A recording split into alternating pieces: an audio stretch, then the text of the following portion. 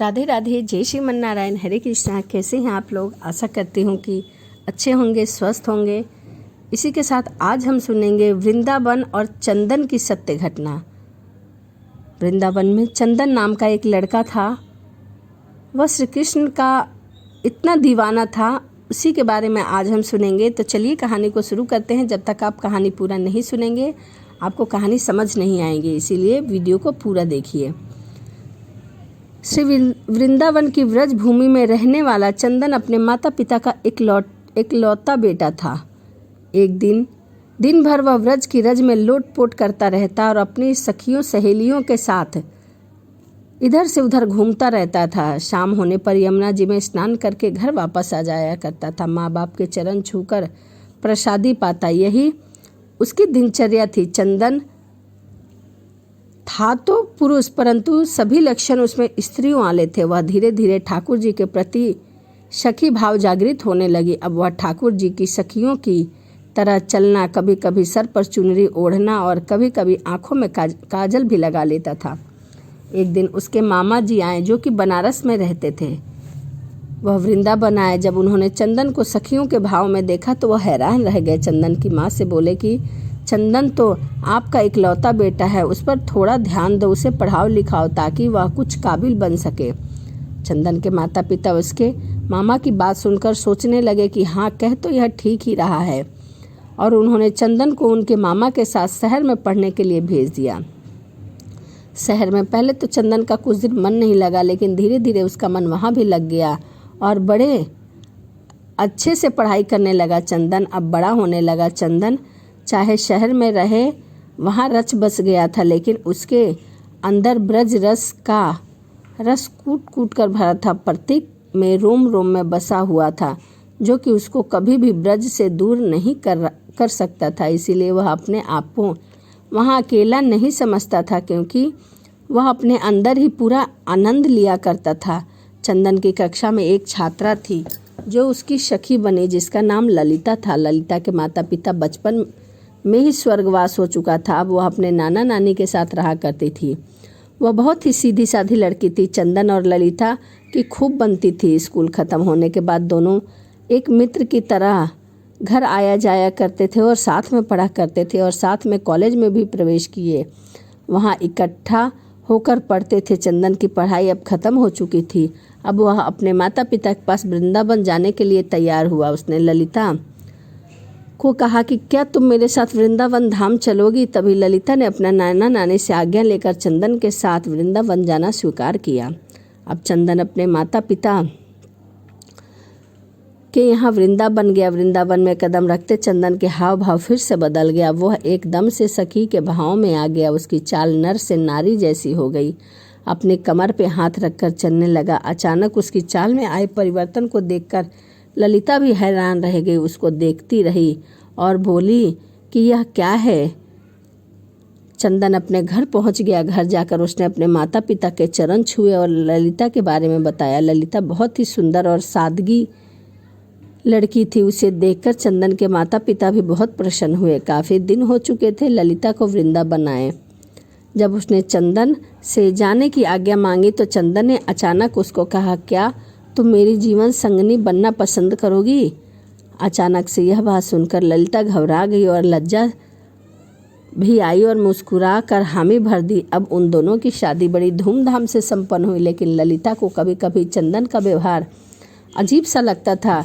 कभी कभी अपनी आंखों में काजल लगाकर, सर पर चुनरी ओढ़कर, कमर पर हाथ रखकर न जाने कौन सा नृत्य किया करता था। उसको किसको रिझाता था, ललिता को यह कुछ भी समझ नहीं आ रहा था। एक दिन उसने पूछा कि आप कभी कभी ऐसी रूप धारण कर लेते हैं? तो चंदन मुस्कुराकर उसकी तरफ देखने लगा। तभी उसके मन में कुछ निश्चय किया और उसने कहा कि प्रिय, तुम सुबह तैयार हो जाना, मुझे कहीं तुम्हें लेकर जाना है। ललिता को कुछ भी समझ नहीं आ रहा था, लेकिन वह सुबह उठकर अपने पति की आज्ञा मानकर तैयार हो गई।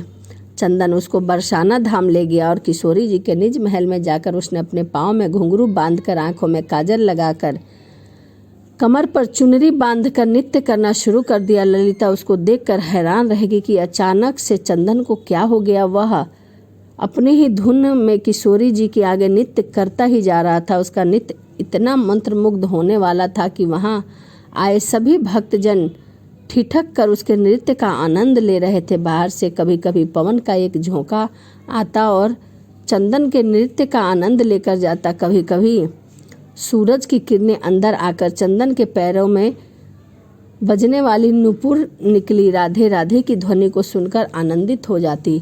अब चंदन थोड़ा शांत हुआ। उसने ललिता को बताया कि ये हमारी राधा रानी लाडली सरकार है, इनको नमन करो। ललिता कुछ समझ ना पाई और वह भी असमंजस थी। किशोरी जी को प्रणाम करके वह वापस वृंदावन अपने घर आ गए। दूसरी ओर शाम को ठाकुर जी किशोरी जी यमुना जी के नौका विहार करने के लिए निकले। नौका बहुत सुंदर तरीके से सजी हुई थी। नौका के चारों ओर कमल और मोगरे के पुष्प लगे हुए थे। नौका में ठाकुर जी और किशोरी जी आमने सामने बैठकर एक दूसरे के रूप रस को देख रहे थे। उनके पीछे बैठी एक सखी में पतवार के लिए नौका को चला रही थी। तभी अचानक से एक सखी के हाथ से पतवार छूट गई, यमुना में चली गई और वह घबराने के कारण अपने पैरों के नाखून नौका की भूमि में कुदेरने लगी। तभी अचानक से ठाकुर जी का ध्यान पीछे बैठी सखी पर पड़ा और वह बोली कि आप इतनी घबराई हुई क्यों है। उसने हाथ जोड़कर बड़ी विनम्रता से कहा, कन्हैया मेरी पतवार यमुना जी में गिर गई है।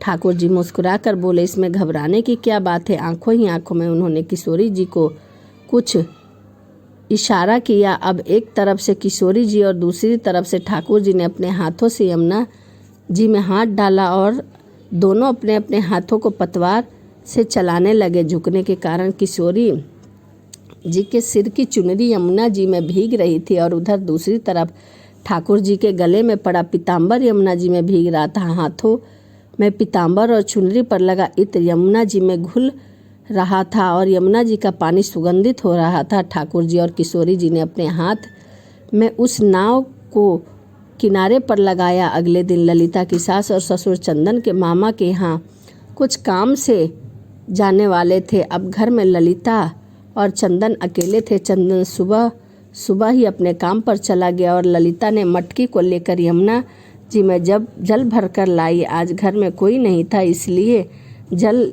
ललिता ने मटकी में से जल को थोड़ा सा पिया। उसमें से इतनी सुंदर इत्र की खुशबू को महसूस करके वह बहुत प्रसन्न हुई। धीरे धीरे उसके मन में मटकी में से काफ़ी जल पी लिया। जब थोड़ा सा जल शेष बचा तो उसका ध्यान मटके में पड़ा। वह क्या देखती है कि नौका में बैठकर विहार करते किशोरी जी और ललिता जी नजर आ रहे हैं। ललिता घबरा कर दीवार के सहारे टेक लगाकर बैठ गई। उसको कुछ भी नहीं सूझ रहा था। मटकी से पिया हुआ जल धीरे धीरे अब उसके पूरे शरीर में फैल रहा था। उसकी आंखों में न जाने कैसे आंसुओं की धारा बह रही थी। इतने में चंदन बाहर से आया और अपनी पत्नी को ऐसे ही दशा में देखकर उसने पूछा, प्रिय तुम्हें क्या हुआ। ललिता के मुख से कुछ भी नहीं निकली, परंतु उसके होठ कुछ कह रहे थे। उसके होठ फड़फड़ा रहे थे, सांस जोर जोर से चल रही थी, आंखों की पलकें हिल रही थी। चंदन ने जब उसको झकझोर कर बार बार पूछे तो उसने मटकी की तरफ इशारा कर दिया।